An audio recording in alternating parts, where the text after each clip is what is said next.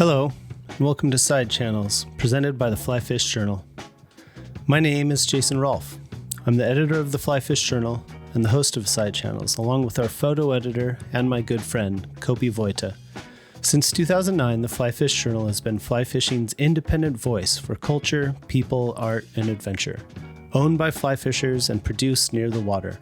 Like our print publication, Sidechannels will feature culture, adventure, art, and conservation through thought-provoking, in-person interviews with fly fishing's most compelling individuals. Visit theflyfishjournal.com/sidechannels to learn more and subscribe on Spotify, Apple, YouTube, or wherever you get your podcasts.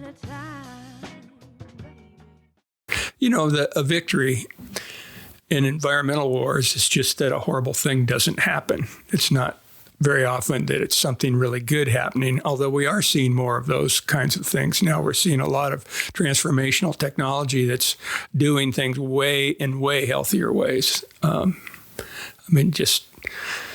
In my early lifetime, they were still just driving through neighborhoods, spraying everybody alive with DDT. Like, let's play in the DDT. Yeah. So, a lot of things have improved.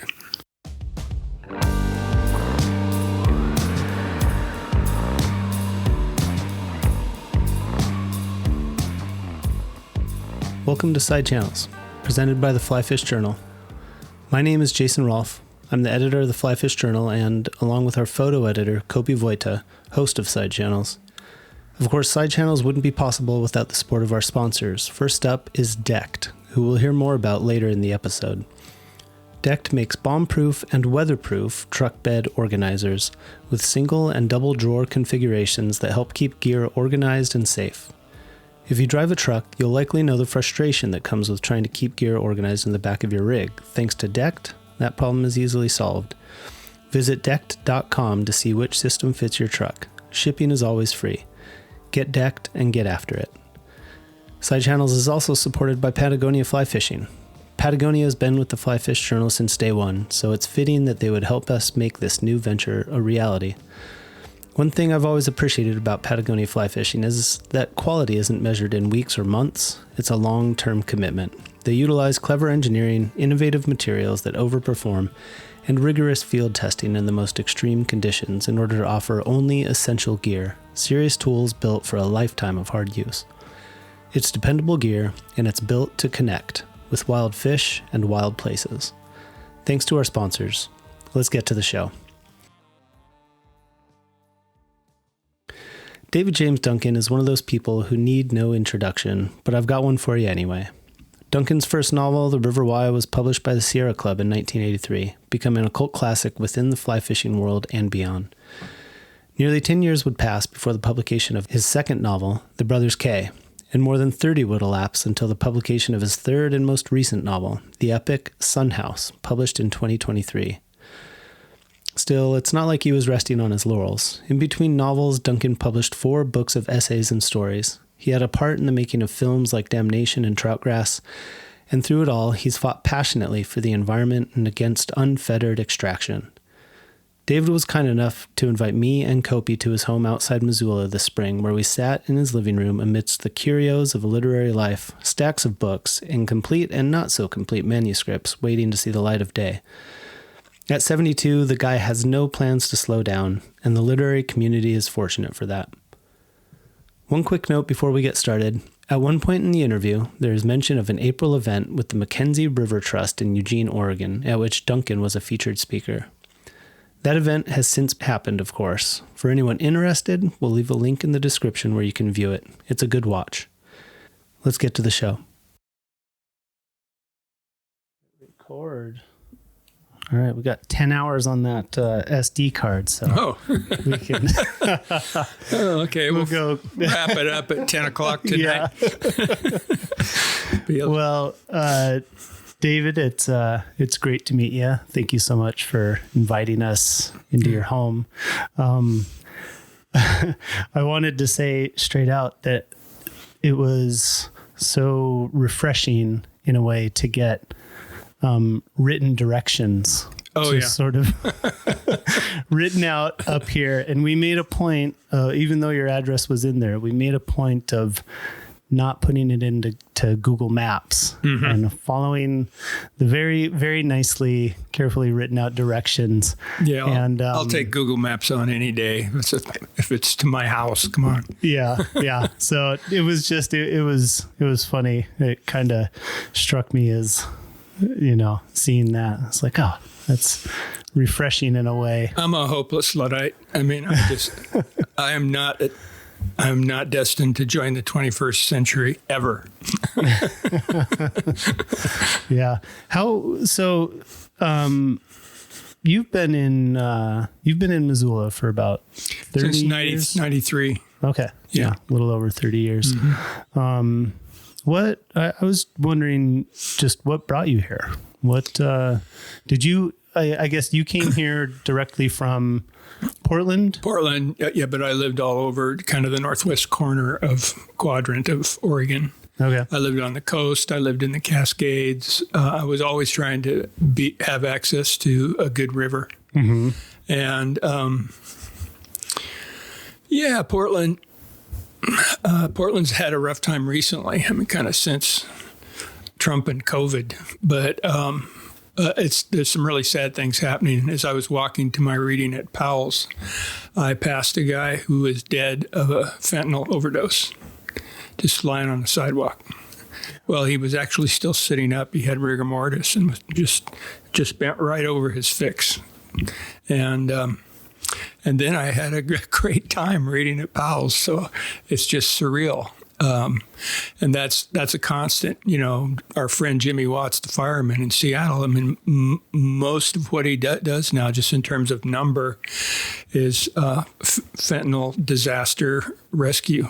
Yeah. And the firemen have become paramedics, even to a greater extent than they've ever been. But we don't want to get into those horrors. We got a lot to talk about. Yeah. It just was a really strange thing to have happen. But I imagine going into, reading Son House as well. And, some of the characters. Yeah. And just their, Jervis's sort of, immersion. He's a person of the streets. In the world, in that world. Yeah. Yeah. Must have sort of struck a certain chord. Yeah. It was interesting to have created a holy fool of the streets at the same time that disintegration was happening.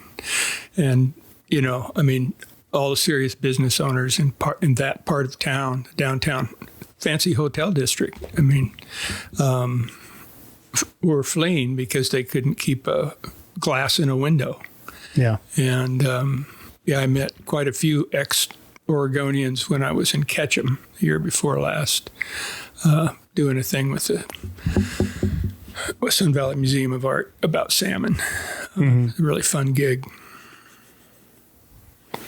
Well, Missoula. To get back to your question, yeah. Well, I was touring the Brothers K and got a sample of, all my book tours. After a while, I took them over because New York publicists just didn't know where anything was, and they would have me flying ridiculous back and forth, going right over ground that I'd already covered because it was so stupidly set up. And, really nice people, but, a lot of them, I remember this one publicist was from India and had just got here, and she's arranging where a lifelong Westerner is going. And it just didn't make a lot of sense when I saw how goofy it was. Yeah. She's very sweet, but how could she know, what she was setting up? Yeah. Anyway, when I was touring Brothers K, I did, I can't remember the number. I think the number was 39 cities. I was on the road for a long time, and that was way too much. And I was getting batty and always having to get on and off planes, go through security, so limiting to the stuff you can take. So starting with, was it River Teeth? anyway, but my last 4 books, I worked with a publicist myself and set up my own tours and went to little cities that I love. Mm-hmm. And that just made a huge difference. I found I could go to as many as maybe 22 towns, and still I would take twice as long. I'd arrive in the town. William Stafford used to do this. He'd arrive in a town before his event and just get a feel for the town, what the people were talking about. Maybe go into a bar and have a conversation, and also in some places I could catch a fish before I read, and all that really. There was an old philosopher here named Henry Bugby. He was just a wonderful human being. He wrote a book called The Inward Morning. That's kind of like a later day Henry David Thoreau. And Henry just really believed that he should catch a fish everywhere he went, traveling as a philosopher. Yeah. And that's why he was such a good philosopher, man. I'm just like a mule. I want a carrot out in front of me, Yeah. At the end of the thing, I eat the carrot. Yeah. How important is it, maybe comparing back then to now, after having published Sun House and some other things coming out, how important are those tours to just sort of the overall success of the book, do you think? I think they're important. It's a gift that the publishing industry is funding, giving all these free readings to bookstores that, all the brick and mortar bookstores are struggling. Amazon is just predating them consciously with really ridiculously unfair practices. Yeah. There is a lawsuit that's with the Department of Justice now that I hope improves, but they'll just undercut anything that any price that a solvent bookstore could establish, and I will not buy anything from that company. I don't use Amazon Prime, and sometimes it's kind of a costly decision, but I know what's behind what they're doing, and so but we don't need to get all activist here. I just don't like them too good, as Larry Bird said of the Detroit Pistons. We don't like Bill Lambert too good.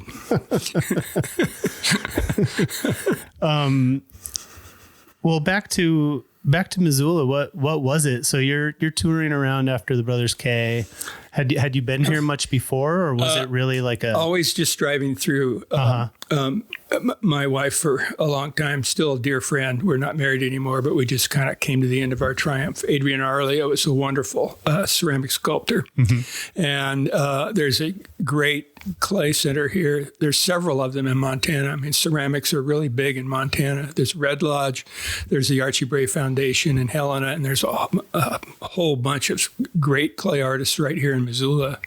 And Adrian's one of the best. And so we would come over Highway 12 because it's like driving through a symphony to watch those rivers.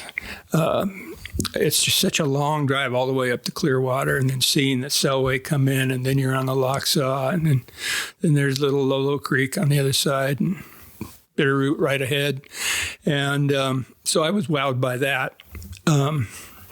And I caught my first few West Slope cuts on that drive with all the shit in the truck and all that. Yeah. But then I'd always just blasted through town, but then there was a bookstore then called Freddie's Feed and Read, and the people who ran it invited me to stay. I think I stayed at their place, or else they put me in a place right by there, which is right where this creek that we're on, Rattlesnake Creek, very close to where it where it comes out of the wilderness. Mm-hmm. And there was a footbridge over the creek, and a 22-inch brown trout sitting under it. It was like, I kind of like this place. And then the people I read at the art museum, and I just had this really warm crowd of intelligent people who asked fun questions. And it's like, damn, I don't want to live in Red Lodge or at the Archie Bray Foundation. Yeah. I'm a writer. I like these people. Yeah. There's a very strong literary culture here.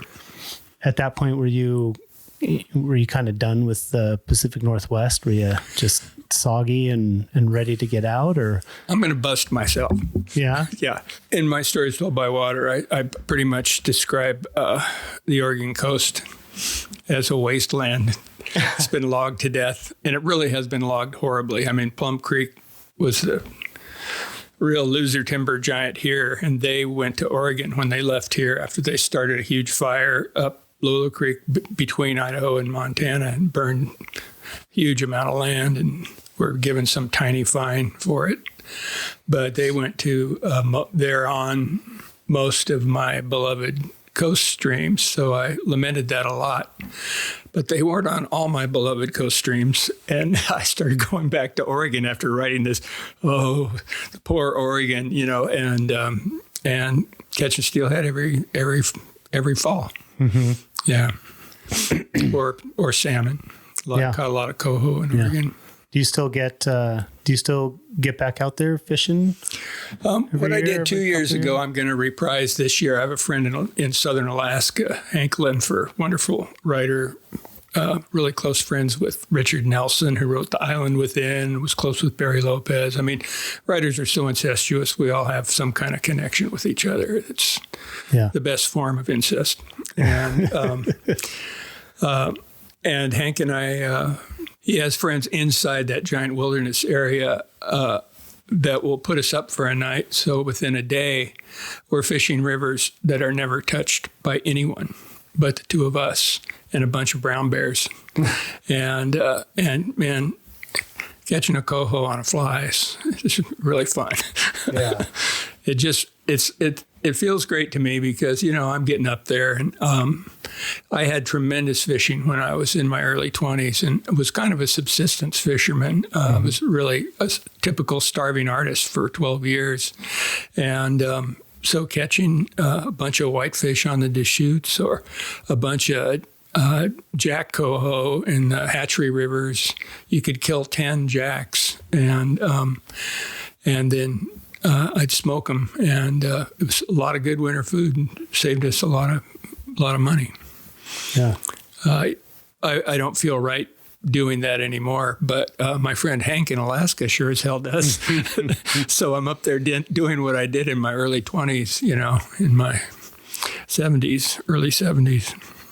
It means a lot. I think I don't keep many fish these days, obviously, but some during salmon season in the Puget Sound, I'll keep hatchery fish if I get a hatchery coho, and there's something about it that it means a lot to be able to take one of those fish home and feed yourself, feed your family, feed your friends. Yeah. I think that's one of the funnest parts about it is being able to feed friends even, or sharing smoked salmon at Christmas. And it's exactly. Yeah.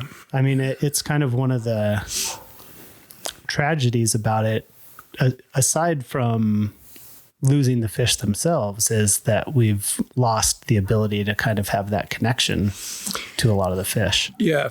If I brought a coho home in the early 70s, and then for a very short amount of time when I moved to the Oregon coast, but that didn't last long at all when I realized there was really bad estimates of how many coho were still surviving in Oregon made by Oregon Department of Fish and Wildlife. They were way exaggerating what was really happening. So it really needed to come to an end, the eating part. But there was just a few times when I'd have a coho and somebody else would have picked a bunch of chanterelles, and just getting together with friends and eating those two foods is so fucking great. It's so nice. It inoculates you. It's, come on, Rain, I don't care. Yeah. Yeah. Oh man, absolutely. What does your fishing year look like these days? When we were talking about, coming out here to see at one point you mentioned looking forward to the longer days coming, and, and longer days means bugs rising and trout rising, and, everything else. But what is your angling year like nowadays out here? it's been so atypical in the finishing Sun House. I had to read these designed pages and respond in a very sharp, tiny pencil, and it was like 5-point font. So I was reading it with the halogen lamp that's right behind you, frying my head, and with a magnifying glass in order to make hundreds of changes to the manuscript.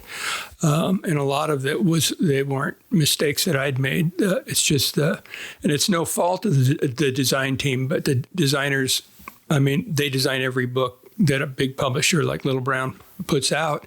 And they don't have time to read the book. So when the language is being manipulated, they're often almost creating little howlers by accident because they don't know the story. And then I had several languages in the book. I mean, the Sanskrit, especially with its diacritical markings, was causing really weird stuff to happen on Microsoft Word. Yeah. And so it was, I mean, I spent a lot of time not fishing, not doing anything, just trying to solve 1,000 problems. Yeah. And then the tour started. The touring started. Boy, it started with a bang here in Missoula. I don't know if you heard this, but there's two really good radio programs. Lauren Korn's The Right Question and Justin Angle's A New Angle. And they both wanted to interview me and started advertising before the book was available. And the first night the book was completely available in town was August 8th, and we filled the Wilma Theater. 400. How many seats? 450 people. Wow. Way up into the balcony. And Jeffrey Foucault, this wonderful musician, and Eric Haywood, this fantastic pedal steel player, were there with me. We were in a much tighter group than the three of us. So it'd be like if I was sitting on that thing, and we just were in this huddle, and they were playing. I had sent a script of every word I was going to read, and Jeffrey's always a pessimist before an event, and he said,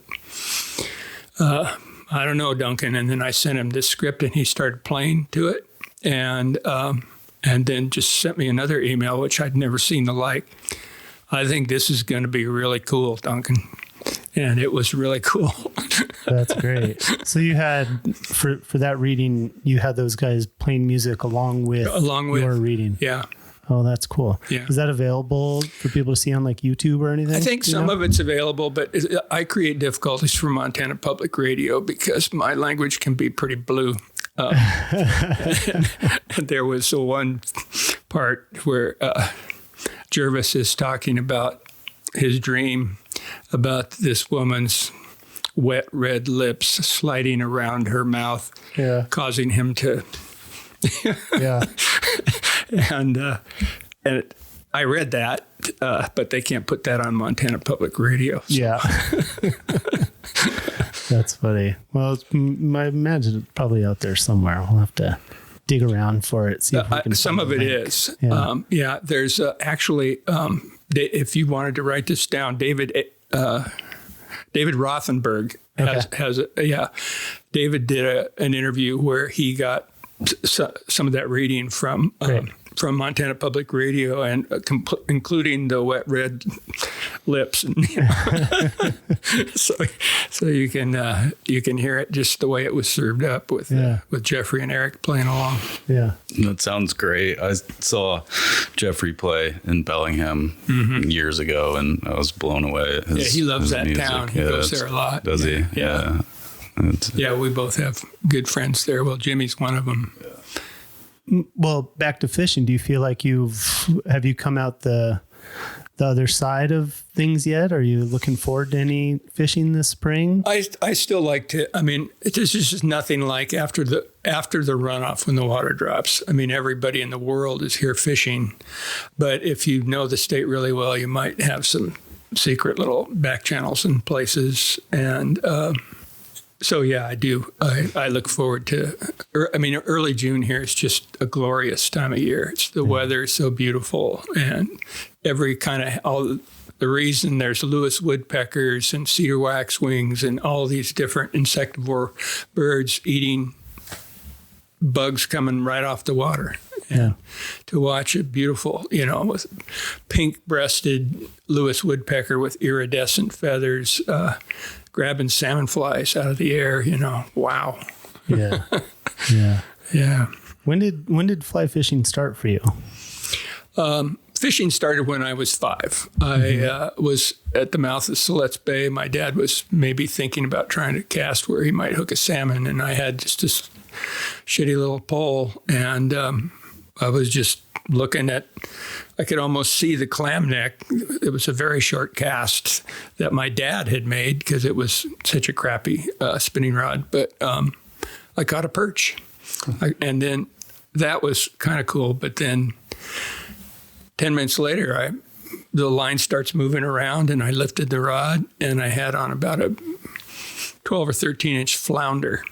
And that just blew my mind, Perch to flounder. What all lives out there, man? I want to see it all, catch it all. And then I got serious with fly casting when I was 8. First, wow. Yeah, my dad was a junk pitcher when he was young, and he had a cast that put a casting knot in his line every time he moved the rod, so he'd hook a fish and break his leader. I didn't have that problem because I'd read some books. By the time I was 12, I was catching a lot of fish on flies, and did you kind of picked it up yourself, or your dad was also fly fishing? I just looked there. There would be articles once in a while in an Outdoor Life or Field and Stream about casting, and I would just study it. And oh wow, I'm taking the rod back way too far. That's what everybody does if you've been involved in ball sports. Yeah, that's why I prefer teaching young women to young men, because they haven't done usually. Well, now that's gone. The women have done all the sports the men have done now. It's really changed since I was young in a really cool way. But it was my star students were almost always women when I was teaching. I'm for a literary gig to a college, but a bunch of people who read The River Wye would want to drag out fly rods. So I would always bring a rod, and the men would be snapping off their fly with the baseball moves, and the women would be making 50, 60-foot casts almost immediately and outcasting the men because they weren't forcing, they were letting the physics of the rod make the cast, not their flippy wrist. Mm-hmm. And you know the drill. That's funny. I used to guide a little bit, and I did casting instruction and whatnot, and almost without fail, women were much better students, invariably. And I think it was just what you said. They weren't forcing it. They weren't trying to overpower it, use strength or anything like that. They were just letting the fly rod do what it's supposed to do. And it's it was something I noticed early on in my instructing career. Yeah, it's really fun to be involved in a sport. That women perform better than men. Yeah. With I wanted to talk a little bit about, River Wye. The River Wye was published in 83, right? The Brothers K was then 92. Published in 92. And then, as far as fiction, there's this sort of very talked about gap of 30 years between, the Brothers K and Sun House. But of course you were still working, you were still writing, you were still busy. I was hoping you could talk a little bit about those years. Well, it was the height of some activist work that I took really seriously. Yeah. I mean, when Phelps Dodge Corporation, a giant mining company from Canada, was going to put in a cyanide heap leach gold mine that would give us another Berkeley pit on the Blackfoot River, I just freaked, and I devoted a year and a half of my life to fighting that. And it wasn't just the essay I wrote, The War for Norman's River, which, is in my stories told by water. And it's probably one of the reasons it was nominated for a National Book Award, because it's a serious essay, even though it's funny and there's fishing in it. That was one activist thing I didn't think we stood a chance with. And then, but I hung in there, and there were different kinds of things that I did with a few wealthy patrons willing to put money in really selective places to tilt the way people were seeing the thing. And it was happening that people who ranched or grew hay up the Blackfoot River were realizing that there were so many of these fucking environmentalists coming up here to watch what the mining company is doing, that every ounce of water was being monitored and measured. And they're like, wow, this is not good for us. This is bad for us. And meanwhile, the tribes are always, behind conservation. So when you had the cowboys and the Indians on the same side, and then the Rotary Club of Missoula, it's like, if you got cowboys and Indians in the Rotary Club, you got a good chance.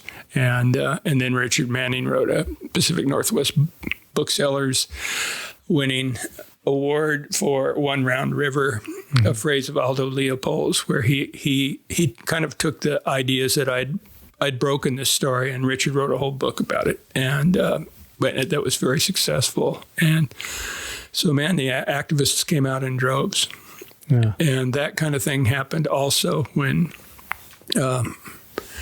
ExxonMobil was trying to bring tar sands oil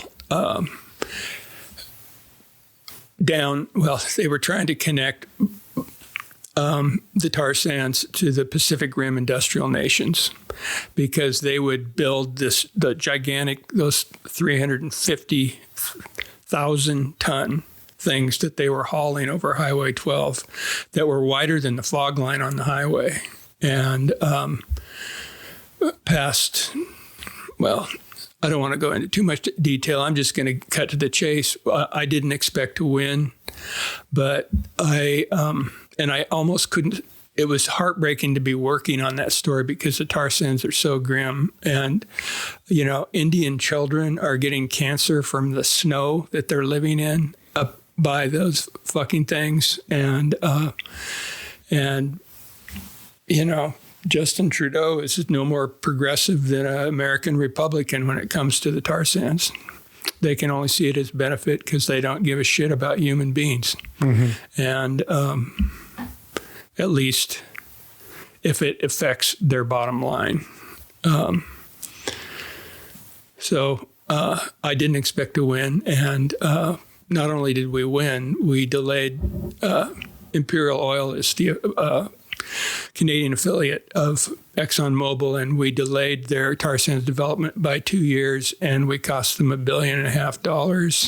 And the guy who was the head of Canadian Imperial, his head rolled. He lost his job because they'd been so optimistic about how easy it was going to be dragging these behemoths through a bunch of yokels. And then they ran into some really smart people on the Idaho side who started an activist group called Fighting Goliath. And I looked up the amount of time it would take for me to get my writing about Rick Bass and I wrote a book in 7 weeks, which was just insane. And that's the heart of the monster. Yeah. And and the Megalodes trial runs were disastrous. And so there's a rare story of, a victory in environmental wars is just that a horrible thing doesn't happen. It's not very often that it's something really good happening, although we are seeing more of those kinds of things. Now we're seeing a lot of transformational technology that's doing things in way healthier ways. In my early lifetime, they were still just driving through neighborhoods, spraying everybody alive with DDT. Like, let's play in the DDT. A lot of things have improved. And there's even now another one that I thought was just a complete non-starter forever. removing the lower Snake River dams. There's a serious interest in that. And the Biden administration has put together a plan that I think would take them out in like 6 or 7 years. I might live to see that. If I do, I have some on the top shelf up there are a couple of tribal net stones that I was given that have been carved to hold those amazing, reed and root and sedge grass nets with which they would catch gigantic Chinook salmon. And I want to return those. I think I can't wait. I think as soon as they're removing one of the removals that's taking place in the Klamath, I want to deliver those to some tribal people. That's great. Or turn it over to a young tribal friend if I make one. Yeah. Yeah. Yeah. That's great. Where did the need or sense or drive for activism come from? Did that just kind of grow out of your immersion in fishing and love of fishing and being outdoors, or was there? Well, no, it was witnessing horrors and watching runs disappear, watching species disappear, watching 27 Indian tribes dependent on Columbia snake salmon be impoverished and left with nothing to eat for a couple of years, but like rotten spawned out fish. The poverty that caused, the addictions that caused, that was their wealth and their Eucharist. And it was completely taken from them in a completely unjust system. And it got so ridiculous that at one point, what's that river? There's a river, is it the Roaring River? There's a river where they still dip net in Idaho. Mm-hmm. There was a fight for a couple of the tradition, it's usual. The treaties all say they can fish in their usual and accustomed places, and the state of Idaho said yes, but we don't have to keep water in their usual and accustomed place. So good luck dip netting. Yeah. In a dry gully. Yeah, it's kind of amazing. I think isn't that the Rapid River? Rapid River. Yeah. Is that it? Yeah, I think you're right. It's the Rapid River. Right on the edge of the Seven Devils Mountains. Yeah, you got it. Yeah. I just drew a blank. Was it that awareness, was that part of your sort of family life growing up, that awareness of sort of the larger, social? No, things were very polarized between generations in that Vietnam era, late 60s. My high school was completely polarized. There were a bunch of war hawks and there were a few doves. But when I finished high school, I had made contact with some, I had an older friend who was 2 years ahead of me, and he was going to Stanford, and he had a large interest in not just philosophy, but like mysticism, Eastern spirituality, and he'd become a very close friend. And so I was in high school still shit-canning my grades because I was corresponding with my 19-year-old professor, this friend at Stanford, and I was studying the Stanford humanities curriculum, and it was so enlivening. And, I lost a brother when I was 13, and nothing alleviated that grief until I found grief made beautiful in literature. And I just thought if I could ever do that, no matter how long it took, I would pay that penance. And so that was kind of the beginning. And then it became experiential. Like when I graduated from high school, I went to the all-night party and got trashed with all the other kids. But then I went into the Cascade Mountains for 10 days and fasted for a week of those 10 days, wanting to erase high school. And I had this little Aramaic gospel in which Jesus is advising people who want to purify or erase the impurities through the angel of sunlight, the angel of air, and the angel of water. And I just had that little book, camped by this lake.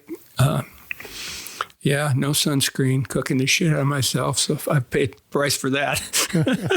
But it erased high school.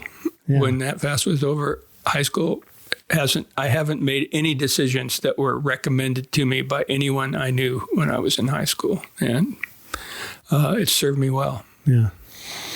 It's a big move to make for somebody, just out of high school. Yeah, I was 18, yeah. And I just wonder, like, where did your awareness of that come from? The idea of going out and fasting for 10 days. Mm-hmm. I think of myself at 18 and, I think I was a relatively serious 18-year-old, but I would have never gone out and fasted for 10 days. You know what I mean? And I only fasted wonder for 7 days. Or 7 days even, but you know what I mean? Where, what was it that drove you toward that? We're just right on the edge of tricky ground.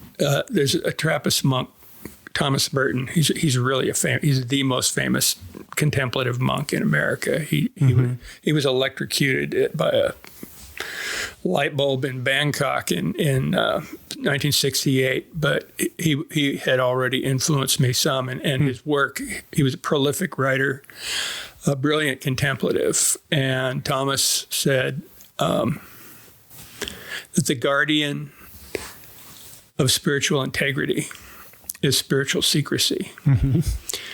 And I found my spiritual center at an incredibly young age. And I just don't go into detail because it's like a pure spring that I'm still drinking. Mm-hmm. And if I invite a crowd in or skeptics in or the guy who, wrote the Sun House Review in the New York Times in, they're just going to poop on it, and so I prefer my spring water poop free.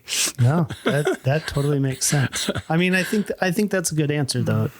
Just the idea of finding one's spiritual center.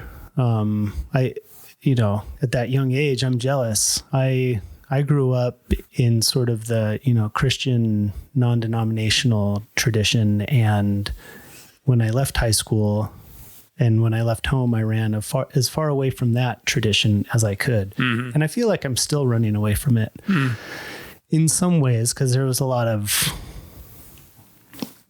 almost traumas, I guess, that I think I experienced. But I think that in the past 5 years or so, I've maybe sort of been rediscovering a little bit of spiritual center. And I guess my feeling is that it's something that I would have liked to have discovered 10 years ago or 15 years ago or 20 years ago. You know what I mean? It's just true though that, James Hillman said, our wounds are the fathers and mothers of our destiny. And when I was 13 and my brother was dying of staph infection after several failed heart surgeries,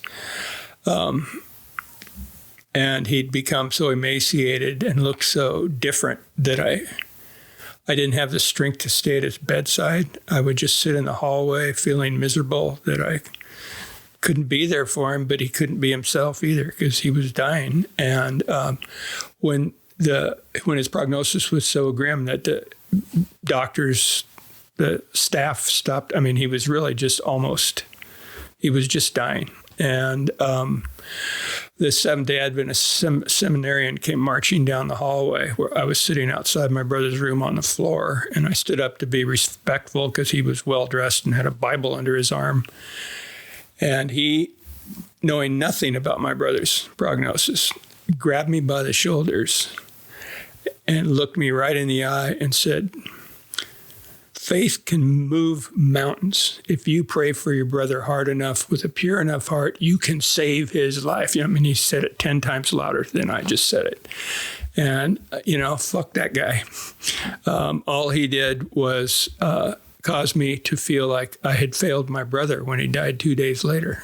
Mm-hmm. And I hadn't. I just didn't, he had no chance. And so that kind of faith is almost comparable to the faith of somebody getting on a bus covered with plastic explosives in the Middle East. I mean, I think of his faith as a knitting needle that he drove into my heart.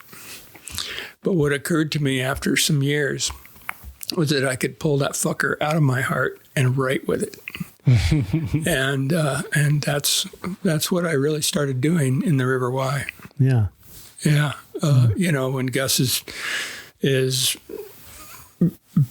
Anvil Abe, the drowned body that he recovers, you know, I mean, he's dealing with existential questions that were raised for me by the loss of my dear brother, you know. So that's when I was 34, I wrote an essay in Harper's called The Mickey Mantle Koan, which is about the baseball that Mickey signed, dated it on my brother's death day, and it arrived the day my brother was being embalmed. And I was like, this is supposed to make me feel better? That's not what's happening here. And so grappling with that, it helped a lot. And it was a really nice coincidence. David Gernert, he's John Grisham's literary agent. Then he was high up at maybe even in charge of Doubleday's fiction, maybe more than that. But anyway, David had worked with Mickey Mantle when Mickey was having, you know, a ghostwriter work with him to produce My Favorite Summer, which was the summer of '62. And David told Mickey Mantle that this fellow he was working with had written an essay about a baseball that Mickey signed for him. And Mickey was interested. And David explained to him very carefully that I was not making fun of him in any way. I mean, Mickey was such a funny creature. He's like, "What'd you have for breakfast, Mick?" "Oh, a loaf of toast and a dozen eggs." You know, but so, you know, that's the kind of, you know, it was a little outside his comfort zone. But when he realized no one was making fun of him, he said, and David explained, well, a koan is a thing that for a long time doesn't make sense, and then something turns in you, and suddenly it makes sense. And Mickey said, "That makes sense." And that, to me, that's one of the best reviews I ever got from anybody. Yeah, that's great. That's great. Were you older or younger than your brother? He was 4 years apart. Same birthday. We shared a cake. Really? And we played 1,000 games at catch in our front yard. Yeah. We both had baseball dreams when we were young. And and it was really poignant. I mean, John was the fastest runner in his class in high school, but he started having stabbing pains, and there was no such thing as an artificial valve. He was the 7th person in the U.S. to ever have open heart surgery. Wow. That's how early he was. And that was when he was, I think, about 7. And a decade later, the valve started closing. And so he got a valve put in, but I don't know that it was the surgeon's fault. There was a day we went to Hawaii when he was recovering, and there was a day where we were kind of jumping waves. And John got real quiet after that. And I think a bigger wave kind of hit him and maybe started a little tear. And some quack diagnosed that as a flu virus or something. So his condition, that began the downhill road. But it was a lot to go through because it took him 6 months to die. And he was my closest friend and my protector. And I've told this story way too many times, though. It turned out really well. I've written work about that's going to be in this next book, which is titled Flame Language. Great. And so I'll just not spoil that. That's fine. Is there any, is Flame Language just in the beginning stages, or are you already looking at publishing dates? Or you see a huge pile of manuscripts over there? Yeah. Yeah, that's Flame Language. That's Flame Language. All right. We got to see it in the box. Yeah. Infancy. Yep. Yeah. That's fantastic. Yeah, that's like a nursery at a hospital right there. Yeah. As long as you can keep it out of the ICU. You're right. Yeah. Right. Yeah. We'll get back to our conversation with David shortly, but I wanted to take a few moments to tell you more about Decked and why I'm digging my new setup. As an angler, as a former guide, and as someone who's occasionally hauling a raft and truckload of gear around the rainy Pacific Northwest, I can't stress enough how much of a game changer the Decked system is. My truck bed canopy comes on and off at different times of the year, and knowing that I can still have a weatherproof and secure place to store gear, whether I'm going camping, fishing, hunting, climbing, surfing, or whatever strikes my fancy on the rare free day, really brings some peace of mind. Decked has created a system that is thoughtfully laid out down to the very last detail, and it's an investment that pays huge returns in time saved and security. Visit decked.com to learn more and see which system best fits your rig. It's made in the USA and shipping is always free. Get decked, get organized, and get after it. I know Copi had some questions about the River Y, but I was just wondering, when you wrote that, it's so, it leans into fly fishing heavily. And so, as sort of your first novel getting published, was there anybody at that time telling you like, oh, it's a little too esoteric, David, let's dial back some of the fly fishing stuff, make it in some sort of attempt to make it more, generally approachable or anything like that? Or was it just like, no, this is it? No, this is it. Yeah. And this is it was then rejected by every publisher in America that didn't require a literary agent. Yeah. 25 rejections. I kept them all for a while. And then I had a fishing buddy who was married to a poet, Sandra McPherson from California then. And she told me when we returned from a fishing trip, oh, Sierra Club Books has started publishing fiction. And I don't know where she heard that, but it was completely untrue. But believing it was true, I sent 3 chapters of The River Y to the editor-in-chief at Sierra Club Books, Danny Moses, who ended up becoming a dear friend and championed The River Y. And he'd been in New York to start and had some big credentials, like he had helped discover Gabriel Garcia Marquez.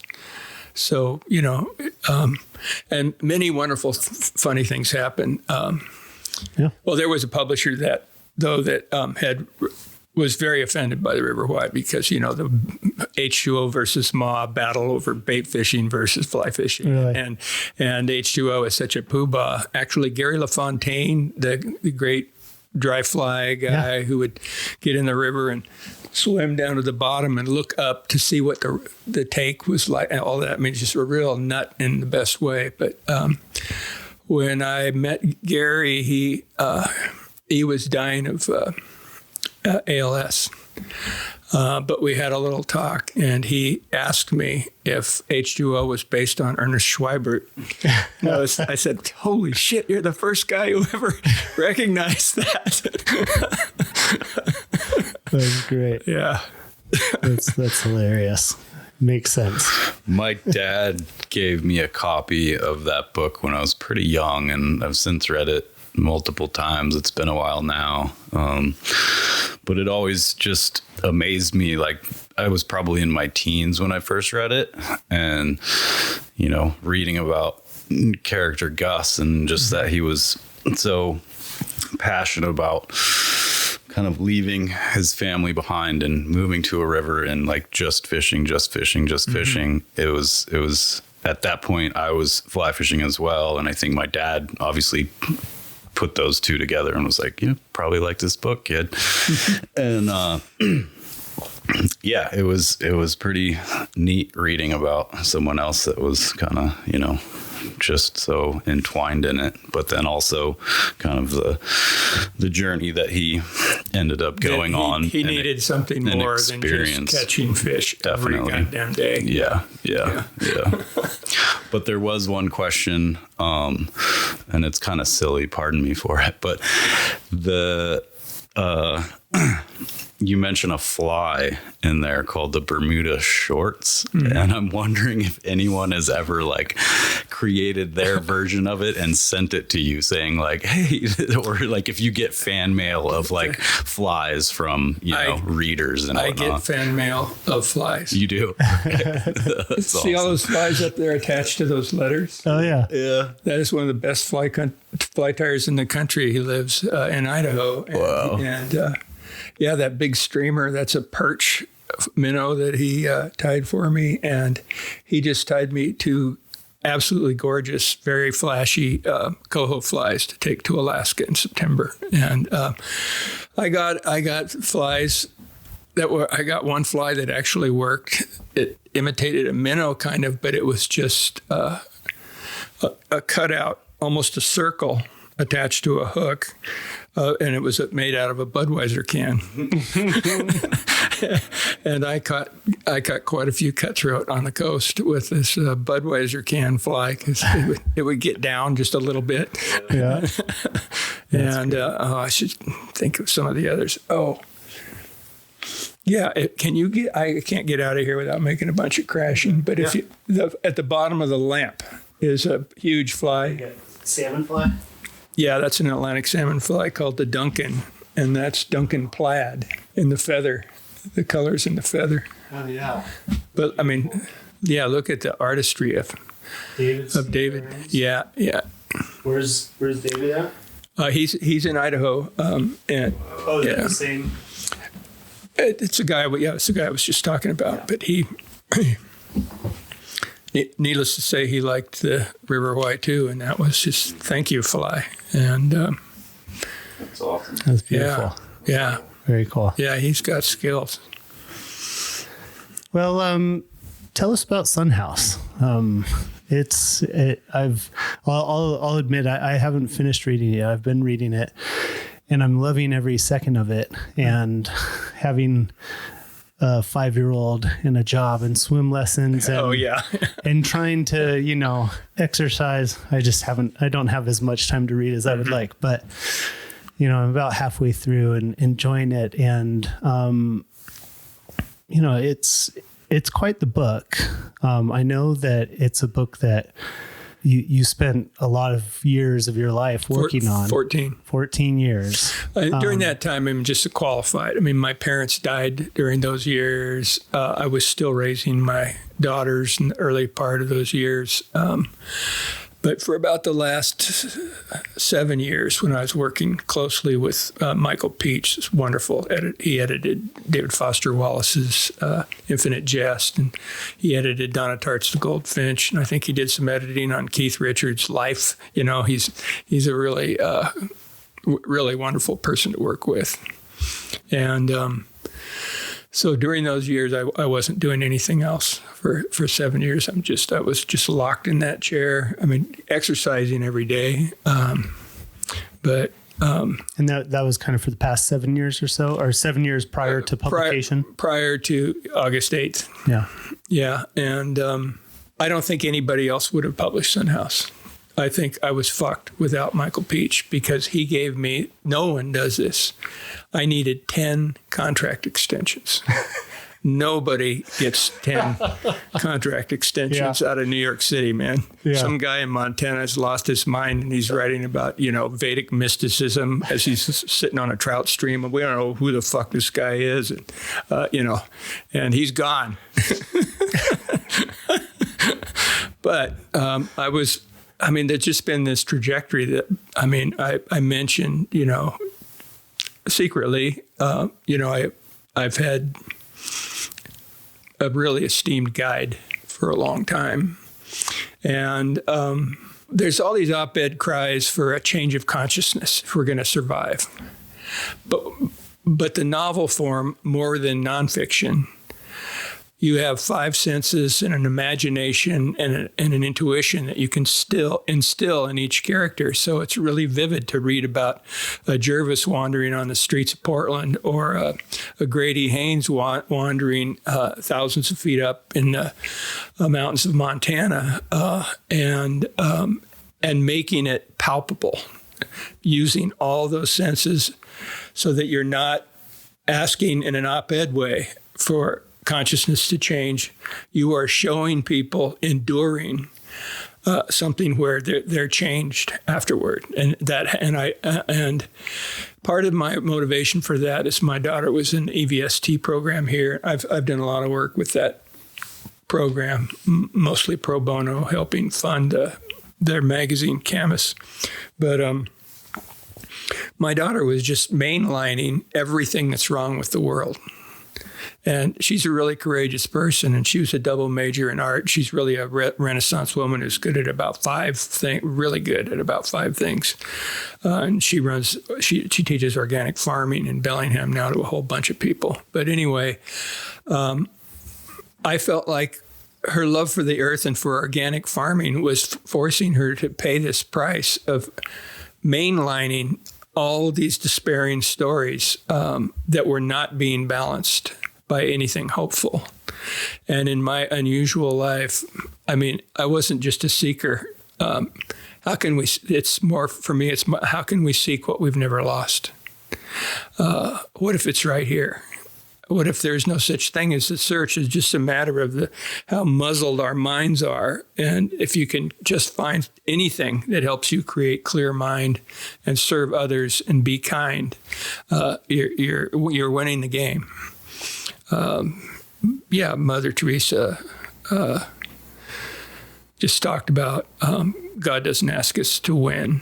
Actually, a guy who I met in India said it even better. No discuss, just try. And I wanted to show people just trying and give them some success based on huge numbers of success stories that my circle of friends have had. I mentioned, hitchhiking down to Palo Alto, maybe. Did I mention that I did that? I had older friends at Stanford. One of those older friends is named Carl W. Ernst, and he's one of the greatest Islamic and Sufi scholars in the world. And I was friends with that guy when I was 17 and 18, and he was 2 years older, and he was part of a group at Stanford called the Sons of the Bizarro Planet, and wore, a cape and a huge fedora, and he was a really character, but he was just drinks languages. He speaks like 6 languages and is fluent in Persian. So when he translates a Rumi poem, I watched him do it at my kitchen counter, and when he translates a Rumi poem, it's an actual Rumi poem that he knows in Persian. So it didn't feel like a big stretch to me to start writing about forms of mysticism, where I've had my best friend from the first day of college has been a Trappist monk most of the years since. And I've gone to this Trappist abbey, usually when in Oregon, sometimes many times a year, but even from Montana, at least twice a year to see my friend and just walk around in the woods, laughing our asses off because it's such a joy to see each other. Mm-hmm. And we've had intimate conversations about remarkable things that have befallen us and others. And so there just starts to be this quiet, somewhat secretive language about spiritual experience. And people who I really respect, like Brother David Steindelross, a lifelong contemplative with this beautiful Austrian accent and just like the kindest looking face you've ever seen. And he wrote a blurb for, no, it's not here. I'm just looking for God Laughs and Plays. Is it in that stack? Mm-hmm. No, it's not. It doesn't matter. He just outed me. He said right away, David James Duncan is a mystic. Mm-hmm. And mystics defy the status quo. Mm-hmm. And Jesus was a mystic. And so it's never interested me. It's fiercely repelled me that so-called Christianity, when it becomes a political party, mm-hmm. and it's all about one issue, controlling women's bodies. And it's about the imitation of Christ. that's what contemplative life is aimed at. And there's a book by Thomas à Kempis called The Imitation of Christ. And there are all these wonderful books where people who've had rich experience are talking about it very openly and clearly. And it's a source that I would just like more people to find. And that's why I committed this unusual move at the end of Sun House. There's a bibliography. Mm-hmm. And I not only talk about some of the source books, but I also warn about don't read too much of this stuff. It's really dense. It's like you're trying to eat really dense chocolate by the pound. And that's why Zen Master Dogen says, don't try to memorize the 84,000 verses. Find the verse that speaks to your heart and just live with that as long as it's speaking. And so those little tips, there's this funny monk who lived to be 101. I think he's still alive in Minnesota, who I quoted him in the bibliography too. He said,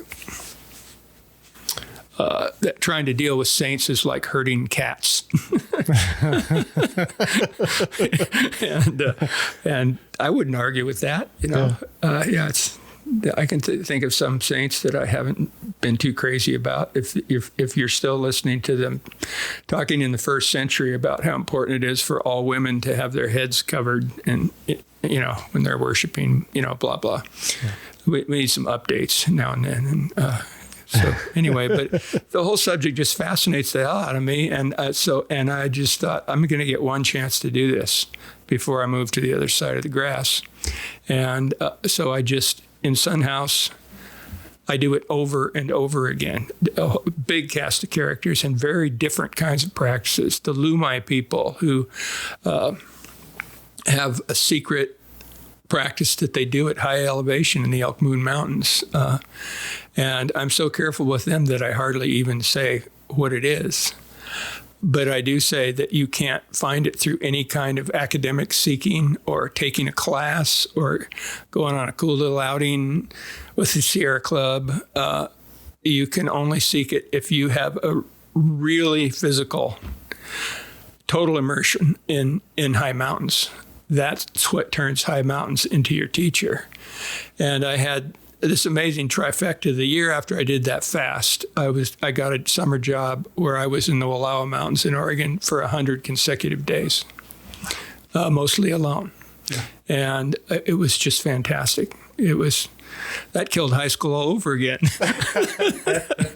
And a whole lot of other illusions. It was just wonderful to have that. And then the year after that, those two experiences had given me the courage to go to India. Can you pinpoint like the sort of seed of Sun House, like when it kind of popped into your head as like, an idea that you might pursue? It was partly that our politics, in my view, are completely broken. Yeah.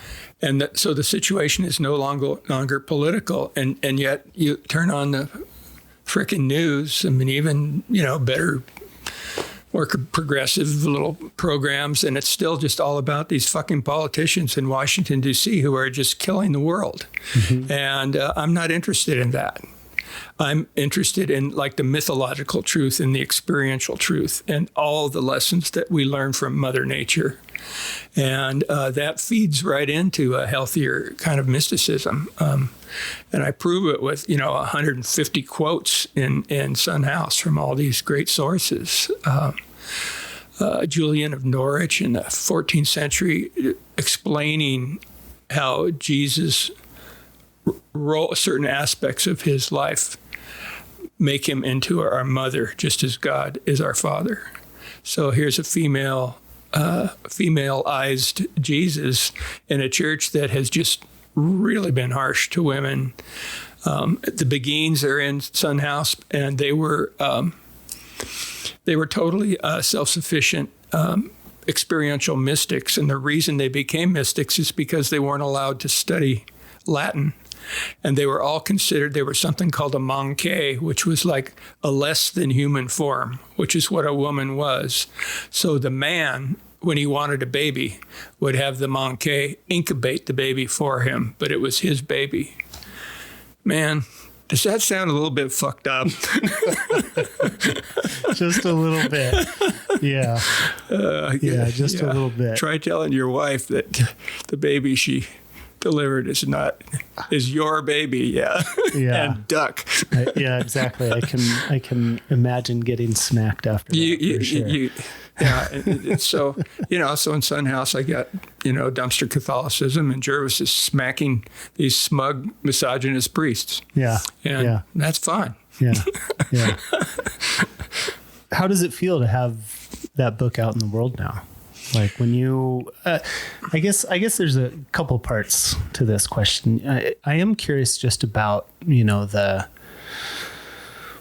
everything that it would take for you to write that, everything, just the day-to-day work, but the emotional and mental work involved in it as well. And it seems like you must have a sort of encyclopedic memory for all of this stuff, or else you're really good at keeping notes and cross-referencing things and whatever else. There's so much there. And so, I do wonder about, what was that process like, that 7 years, that 14 years.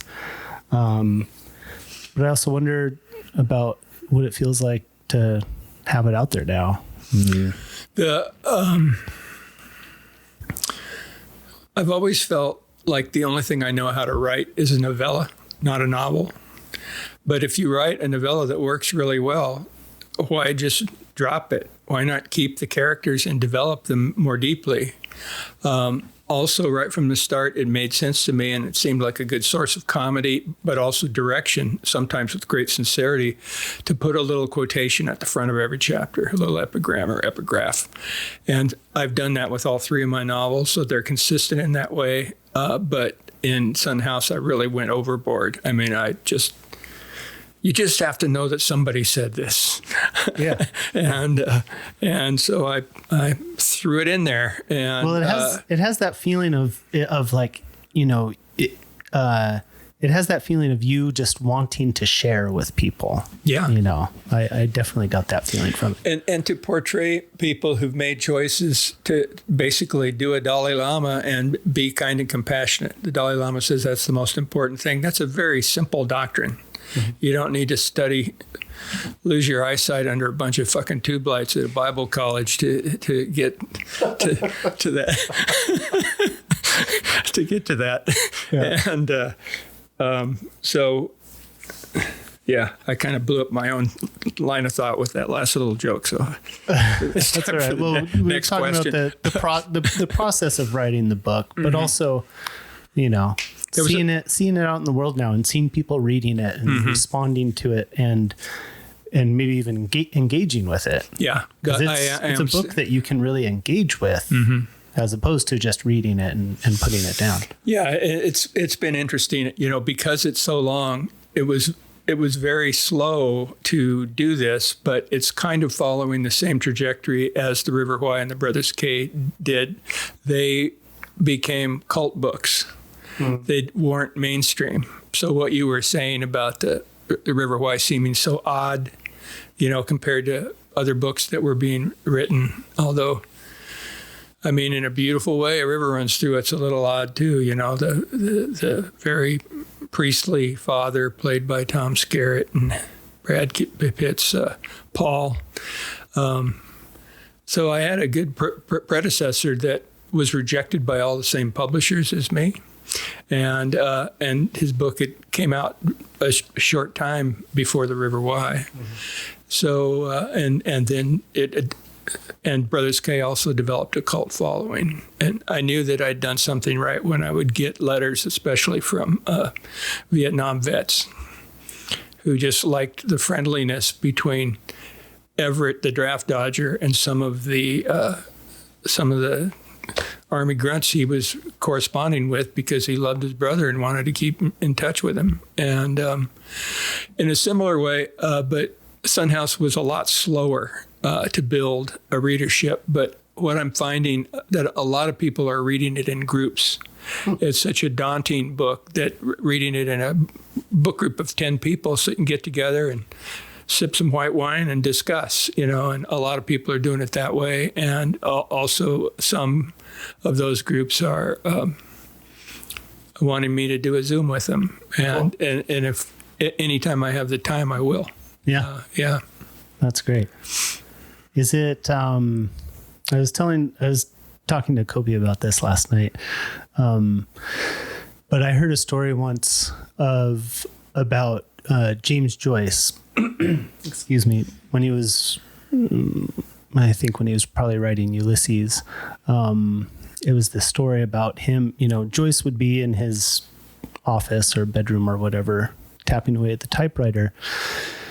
And his wife told the story of hearing him in there working and just laughing to himself. And I think it was partly laughter at, he was probably just enjoying being clever. But I think also, he was just enjoying what he was doing. He was enjoying creating that world. And I've had that feeling. I sense that. I read Ulysses in college in a class, and I had that sense reading the book then, and I've had that sense with a few other books, that the writer of this book really enjoyed this, and they were smiling to themselves either with, laughing or just with this sort of pleasure the whole time. And I wonder if that was your experience working on this book at all. Yes. Or if it was a mix of everything. Well, it was really hard on my personal life. That was no fun. But it was, the work was really enjoyable. And I just discovered early, really, you can see it in the River Wye. The two things that open people's hearts, especially if you're giving a reading to a crowd, people are kind of guarded in a group, and so I like to go to two reliable sources. One is grief, and the other one is humor. And I like to turn on a dime from one to the other. And you're still maybe grieving, and then something makes you laugh, and it feels almost like gallows humor or something. But somehow it lightens things and lets the truth of the grief kind of rest easier with the reader. And this is kind of embarrassing to admit, but there are a lot of scenes in that book. We're going to have to wait a minute for a helicopter. Sort of enjoying writing the book and turning on a dime with humor and tragedy. That's what I was going to say. And it's embarrassing to admit, but every scene in that book that makes people laugh, I laughed when I was writing it. And every scene in that book that makes people cry, I still bawl when I read the last chapter in the novel. I think it's one of the most beautiful, not just grief-struck, there's something more in the sadness of Risa as she's tending her dear friend, Laura Lee. And so I don't know, for me, laughing and crying right along with the characters just feels like part of the job. Yeah.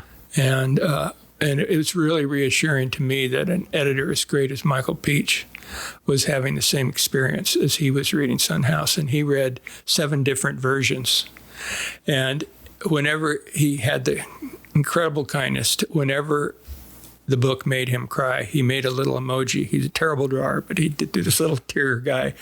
And then whenever it made him laugh, he had a little smiley face guy. And but each time he read Son House, he went back to the beginning and reread all the earlier chapters a second time, a third time, a fourth, all the way up to time 7. And he would still leave the emojis whenever he got the emotion, but they were now falling in completely different places because some other part of the book moved him that hadn't moved him before. And what a generous gift to give a writer. You're always so, what if he hates it? And sometimes he did hate it. He also hated it. Well, he's told me to cut several chapters that I saved by figuring out why he didn't like them. Uh-huh. And it's usually, I drop F-bombs, and it's just, I have kind of just unnecessary working class diction, just from where I was raised. It's a rough industrial suburb of Portland, but to have that kind of emotional support when you're doing something as out there as this book. Just a lot of people, you find a lot of 1-star reviews just because everybody's an authority now. So when incomprehension strikes, you get a 1-star because I'm not smart enough to get this. Fuck you, author. Yeah. Yeah. They can't just decide this isn't for me and give it to a library. They have to. But, I think it's still pretty close to 4 stars and most of the little review things. Yeah. And it's still selling copies. So good. Well, there's, I feel like there's some, of course there's the massive humanity sort of reviews out there wherever, Yelp, Goodreads, blah, blah, blah. But there's some great, I feel like I read, a handful of great reviews in Washington Post or, other outlets. So, there have been a lot. I've had wonderful response. Really lots of wonderful responses. Was there any nervousness in coming back out there with a novel and kind of going through that again? Something that you've been working, you've been writing, but fiction, to me, feels like a different animal, and it very much so. A different kind of vulnerability involved. One way I describe it is fiction allows me, but also forces me to play my spiritual edge. And so many people control their characters by writing down to unintelligent boobs who do a bunch of dumb shit that's horrifying or funny, and they keep them under control the whole way through. I wanted to write up to people whose consciousness was more awake than mine and who were having experiences that are better than, well, actually, I've had some pretty amazing experiences. but just, I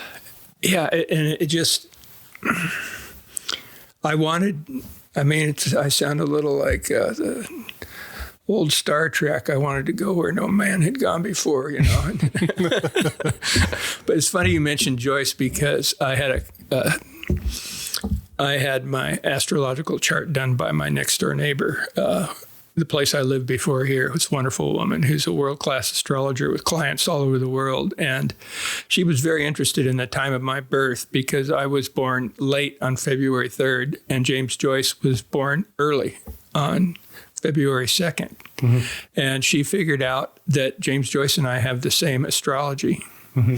And in a lot of detail. And I did the same laughing in the back room stuff, but and also really liked to play with words. And so I had a chapter which Michael cut from Sun House, and he was right to do it. But it's when Jamie proposes to Risa, mm-hmm. and Risa, when he proposes, he is talking about Jervis's love for ocean, and Risa just won't take that because that's not about you. That's not about, I want to be married by the essential you and not this stand-in, even though we love Jervis dearly. And so Jamie tries to think about what he can do.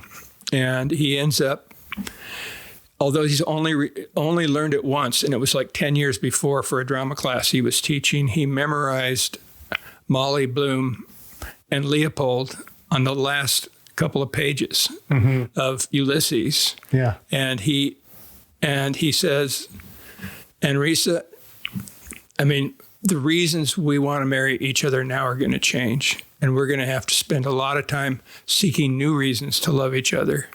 And that's why I want to recite this to you, because I'm not going to remember it for shit, but you're going to see how hard I'll try to blow smoke just to get through the scene. and she loves his smoke blowing, so that will be in flame language. That little scene will be there. Yeah. And it's a great scene. Yeah. Ends with their bodies becoming the universe in a likeness, right out of the Vedas. Nice.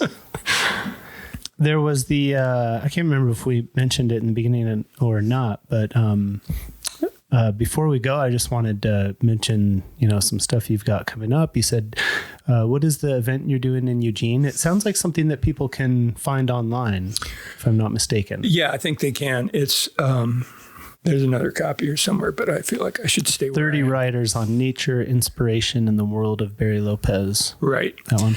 That will be at a place called The Shed in Eugene on, my calendar isn't here either, but I think it's the 17th. We can put a link up. Yeah, 17th and next. Yeah, and they will happily, when we're done, you can just pull one of those pamphlets out of there that quotes Rick Bass in Going to Sea and tells you all the information. If you want to spread the word, that'd be great. Yeah.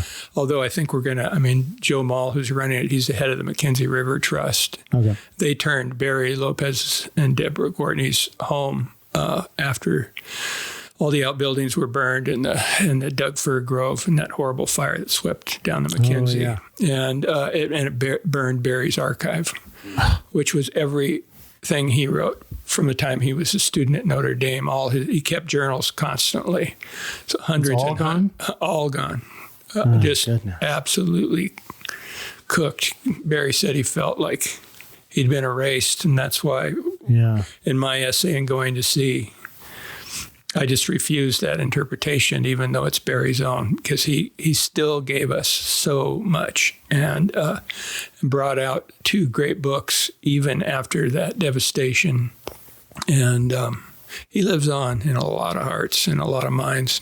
He changed his world just all by himself, Going to Sea, the guy would just go to Hellengone, find an elder, and start talking. Mm-hmm. Just look at the world and contemplate it. Go to the deserts and dry lakes, and get out of his van and walk a circle around it while the van's going along, like about 7 or 8 miles an hour, just on idle, and get back in on the other side and see how it feels over them. He was just really kind of nutty in his experimentation, and he flew all the hell over the world in 747 UPS jets, just because he wondered what all that spent fuel and all that different way of moving things around. He just wanted to really grasp what kind of difference is this making in the world. And man, you got to be kind of a badass to do something that hard on your body. Yeah. And I think it'll be a really fun night. The people who made this book are both wonderful. They'll be there. And Joe Mall, who's running the thing, is a really sharp cookie. He's put together a really nice outline for us. So there'll be some seriousness, but a lot of fun too. That's great. Anything else coming up that you would like to mention or have people kind of keep on the lookout for? Any readings coming up anywhere, even into the summer? I'll be doing that interview with Emergence that I'm excited about. That will probably take place, but that's just that's an interview that I don't know how long they'll take to bring it out in their magazine. Yeah. But that will appear at some point, and I'm hoping it will be quite well done, because Emmanuel's a very intelligent man and sensitive, and I'll probably have some gigs come up during the summer, but I really feel like the next big thing is going to be I'm finishing Flame Language at a high rate of speed, and I hope to sell it next year, so it would come out the year after that. Maybe even sell it this fall. Yeah. But I just don't know. Just generally speaking, it's ridiculous how much, because it brings out my perfectionism, fiction I'm just 10 times slower. I wrote, The Brothers K took 7 years, Sun House took 14 years, River Teeth took 11 months, My Story is Told by Water took 9 months, and God Laughs and Plays took 3 months. And so it's a kind of work, and a lot of this material it's been sitting around here, but I haven't published any of it, or I've only published it in magazines, and I just haven't gathered it physically. And so a lot of what I'm doing is just bringing in the sheaves, as we used to sing in this abysmal Adventist church. But yeah, and so there'll be and then I've worked all the years that I was working on Sun House, I have other manuscripts. Some of the boxes in the room are book manuscripts, like full-size book manuscripts that I think if I live 10 years, I'll publish 5 more books for sure, and maybe 6. Well, you better live 10 more years then. Well, let's see them. Take care of yourself. Don't get too crazy out there. Yeah, no, I'm not a thrill seeker. Yeah. Well, I mean, it's great to hear. It sounds like you're not planning on slowing down anytime soon. I still feel at the top of my game. Yeah. And I learned a lot writing Sun House. And it changed my diction a little bit. It's cleaner than it was before. It's funny that the longest book is the cleanest, but it is. Yeah. Yeah, I'm happy to be here and still working. And if the aneurysm comes, just know that I really enjoyed my life. I've really had an amazing life. And I'm very grateful to the mysteries that be for all of that. Yeah, absolutely. Well, David, really appreciate the opportunity to come and visit with you. Thanks again for... It's a good day. I really enjoyed the conversation. Yeah. What's your plan for the rest of this beautiful sunny afternoon? The first thing is I'll get out some beverages for us to enjoy right now. Just all right.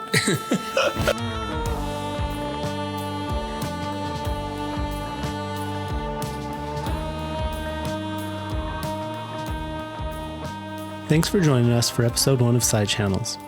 Sidechannels is produced and edited by yours truly, with digital and web support from Jesse Lou Galbraith, Colby Messick, and Copi Voita. Please like and subscribe where you listen, and be sure to leave a rating and review. It really does help others discover Sidechannels. We're excited about it, and we want everyone to know. And again, thanks to Deck for their support of Sidechannels. Visit deck.com to learn more about the great stuff they have on offer. It's more than just truck bed organizers.